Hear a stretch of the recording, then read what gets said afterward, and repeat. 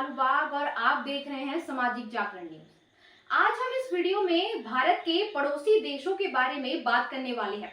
वैसे तो भारत ने अपनी बाउंड्री 7 देशों के साथ शेयर की है और 2 आइलैंड भी हैं, श्रीलंका और मालदीव। भारत के पड़ोसी देशों की स्थिति आजकल बहुत ही बुरा चल रहा है।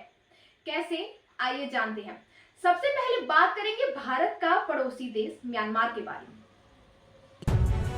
भारत का पड़ोसी देश म्यांमार 2021 में म्यांमार का लोकतंत्र सेना के हाथ में आ गया था और उनकी सबसे बड़ी नेता आंग सान सू को हिरासत में ले लिया गया। 1 फरवरी 2021 को म्यांमार की सेना ने तख्तापलट किया था।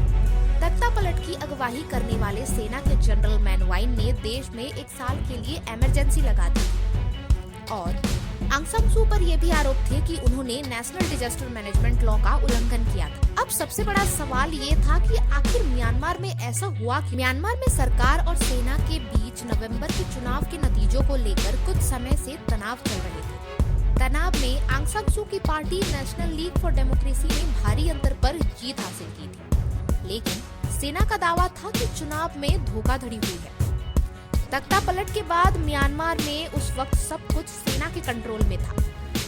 अब ऐसे में म्यांमार के कई जगह लोग प्रदर्शन कर रहे थे, लोग बार बार सड़क पर उतर रहे थे, एक ही मांग कर रहे थे, आंग सान सू की रिहाई। जुलाई 2022 आजादी के बाद श्रीलंका अपने सबसे बुरे दौर से गुजर रहा था। देश की आर्थिक व्यवस्था पूरी तरह से चौपट हो गई थी। जनता की बुनियादी जरूरतें पूरी कर पाने में सरकार असफल हुई थी।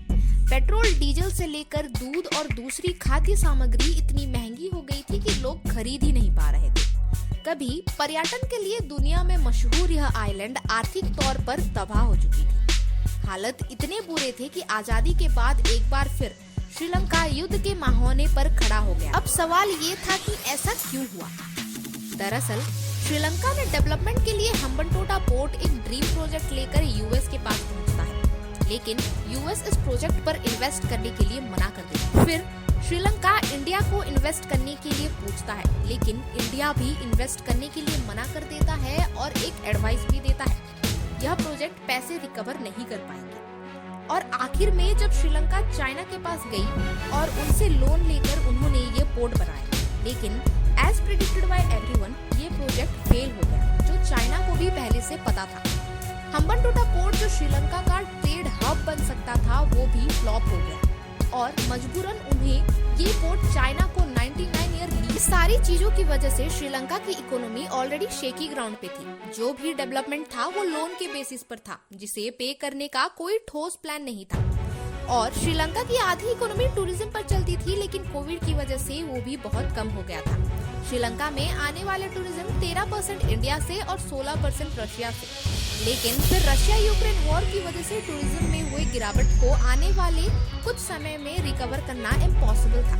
ये क्राइसिस 2 साल चलने की वजह से एक्सपोर्ट कम होता गया और इम्पोर्ट बढ़ता गया। एज अ रिजल्ट श्रीलंका में बहुत बड़ा क्राइसिस आया। 15 अगस्त 2021 ये तारीख अफगानिस्तान के लोग कभी भी भूल नहीं पाएंगे, क्योंकि इस दिन तालिबानों ने अफगानिस्तान पर पूरी तरह से कब्जा कर लिया था। इस केस को सुनते ही सभी लोगों के मन में 2 सवाल जरूर उठते हैं। पहला सवाल, तालिबान कौन थे?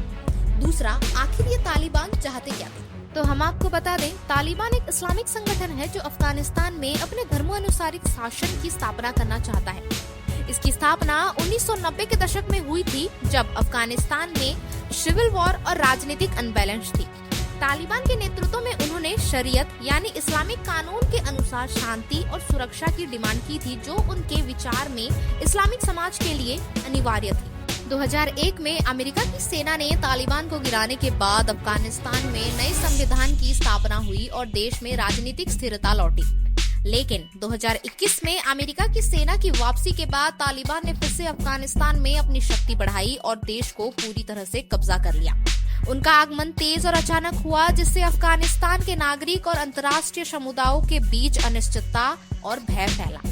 तालिबान का शासन फिर से अफगानिस्तान में बड़ी चुनौतियों का सामना कर रहा है, विशेष रूप में महिलाओं के अधिकार और सांस्कृतिक स्वतंत्रता के मामले में। उनकी शासन प्रणाली ने अंतर्राष्ट्रीय समुदायों को भी चिंतित किया है, क्योंकि इससे विश्वास और सुरक्षा के मामले में अफगानिस्तान में अनिश्चितता पैदा हो रहा है। अब आखिर में बात करते हैं हाल ही में हुए बांग्लादेश के घटनाओं के ऊपर। हाल ही में बांग्लादेश में आरक्षण विरोधी आंदोलन चल रहा है। बांग्लादेश में आरक्षण विरोधी आंदोलन के हिंसा होने के बाद खबर ये आई है कि पीएम शेख हसीना ने 5 अगस्त को इस्तीफा दे दिया है। सेना प्रमुख जनरल वकार उज्जमान ने इस बात की पुष्टि की है। उन्होंने बताया है कि अब सेना अंतरिम सरकार बनाएगी। ढाका में हालत बेकाबू हो गई है। करीब 4 लाख लोग सड़कों पर आ गए हैं। हम आपको बता दें, राजधानी में जगह जगह हिंसा और तोड़फोड़ भी हो रही है। पीएम शेख हसीना ने पीएम आवास छोड़ दिया है। न्यूज एजेंसी एएफपी के सूत्रों के हवाले बताएं तो प्रधानमंत्री ने ढाका छोड़कर किसी सुरक्षित जगह शिफ्ट हो गई है।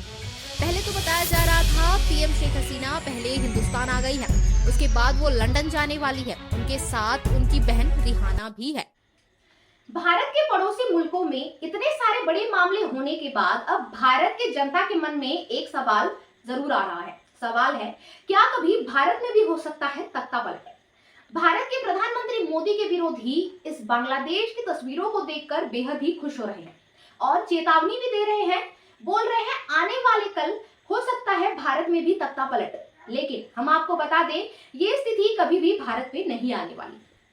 क्यों नहीं आने वाली, इस बात को 2 पॉइंट पर समझते हैं। सबसे पहला पॉइंट, भारत के लोकतंत्र में सरकार और सेना का जो संरचना है वो बिल्कुल ही अलग है। आज तक कभी भी भारतीय सेना ने किसी भी चुनी हुई सरकार के खिलाफ विद्रोह नहीं किया है। दूसरे पॉइंट के बारे में अगर बात करें तो भारत उन देशों में गिना जाता है जहां सबसे ज्यादा विरोध प्रदर्शन किया जाता है। 2019 और 20 वर्ष को याद करें तो सीएए के खिलाफ बहुत बड़ा आंदोलन चल रहा था। पूरे दुनिया भर में 100 दिन के लिए आंदोलन चला। इतने बड़े आंदोलन के बाद भी ऐसी स्थिति नहीं आई जहां देश के लोकतंत्र और सरकार को बड़े ही हिंसक तरीके से चुनौती दी गई। इसका कारण यह है कि भारत के लोग भारत के लोकतंत्र का सम्मान करते हैं। हमारी जो लोकतंत्र का व्यवस्था है वो बहुत ही मजबूत है।